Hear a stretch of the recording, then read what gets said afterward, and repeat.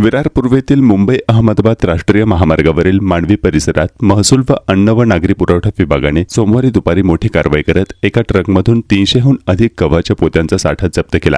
या कारवाईमुळे परिसरात एकच खळबळ उडाली। मिळालेल्या माहितीनुसार गव्हाची बेकायदेशीर वाहतूक होत असल्याची माहिती महसूल विभागाला मिळाली होती। या माहितीच्या आधारे अधिकाऱ्यांनी मांडवी परिसरात संबंधित ट्रक अडवून त्याची तपासणी केली। तपासणी दरम्यान ट्रकमध्ये मोठ्या प्रमाणात गहू भरलेला आढळून आला। त्यानंतर अधिकाऱ्यांनी ट्रक ताब्यात घेत पुढील कारवाई सुरू केली। महसूल विभागाचे अधिकारी भागवत सोनार यांनी घटनास्थळी पोहोचून गव्हाचे नमुने घेतले।